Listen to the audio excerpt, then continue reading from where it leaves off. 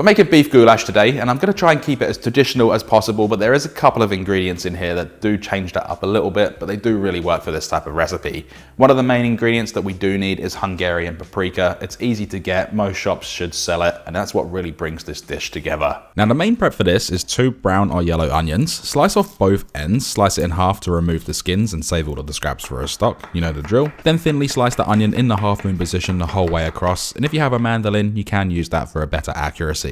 Next is 1 red bell pepper or capsicum for my Australian and New Zealand friends. Stand it up and then slice around the core. This is going to be the easiest way to do it without getting seeds everywhere. I know everyone slices these differently. And once you have them cut around the core, slice the capsicum or bell pepper into thin strips the whole way across. Last but not least, run 5 cloves of garlic along a microplane to create a paste. You can also crush the garlic and then roughly chop. The choice is yours, but you're going to get a better flavour from the crushed garlic. When you're ready to cook, place a large high-rimmed pan or pot over a high heat. Add in about 1/4 cup or 60 milliliters of olive oil. Pork lard is traditional, but some people can't get hold of it or you don't want to use it, so olive oil is the next best thing. Once hot, add in 1 kilo or 2.2 pounds of chuck steak that's been diced, all the same size, that way it cooks better and it's going to cook evenly. Season it up with salt and cracked black pepper, 30 cracks worth. And then we're going to allow this to sit for about 2 to 3 minutes to gain some colour and a crust on the bottom. Then we can start mixing this up and cook it for a total of about 6 to 8 minutes until it's browned all over. During this process, a lot of moisture is going to come out of the steak. Just continue cooking it, allow it to evaporate, that way we're going to get that beautiful crust and flavour on the beef. Next to go in is the thinly sliced onion and the bell pepper. Continue mixing this around for about 3 to 4 minutes until both vegetables have become a little bit soft. They won't be fully cooked at this point, but that's okay. We don't want to cook them all the way through. And the moisture that's in them is also going to help pick up a little bit of flavour that the beef has left in the bottom of the pan. Let's then introduce the garlic along with a nice pinch of salt. And we're going to continue mixing this around for 1 more minute, only for that garlic to infuse into the pan.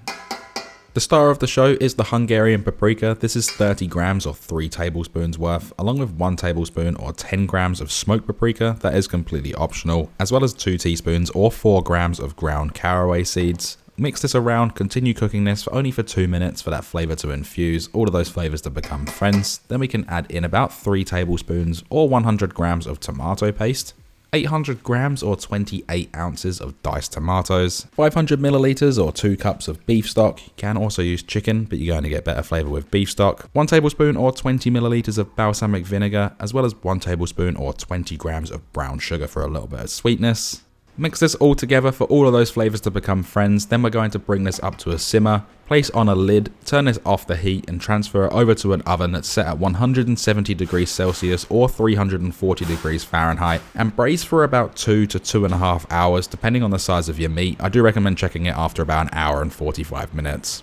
Now there's many side dishes that you can serve the beef goulash with. I'm serving it with pasta, but you can also do it with bread, some mash, salad, whatever you need to do. And I'm cooking the pasta for 1 minute less than the packet instructions, draining it off and just letting it sit aside until we're ready to serve. And after about 1 hour and 45 minutes to 2 hours, I've removed the beef goulash from the oven. Carefully remove the lid. Don't forget that the whole thing is extremely hot. Just give this a stir through because there will be a little bit of oil that's risen to the top. Mix that all through, check it for seasoning. And also double check that the meat is falling apart and it's extremely tender. For serving up, I'm placing it with the pasta like I said just before, but you can serve this with whatever you like. And this recipe will easily serve 4 to 6 people depending on portion size, and if you've got any leftovers it does freeze quite well. Garnish it up with some sour cream. You can also fold sour cream through the sauce, same as the chicken paprikash that we did recently. Garnish it with a little bit of flat leaf parsley. And there we have our beef goulash. I've tried to keep it as traditional as possible. I know it's not 100%, but this one is absolutely delicious. And there's been quite a few requests for me to make this for you guys, so I really do hope you enjoy it. Now with everything said and done, there is only one thing left to do, and that is of course we can then dig in. Oh, it's really good.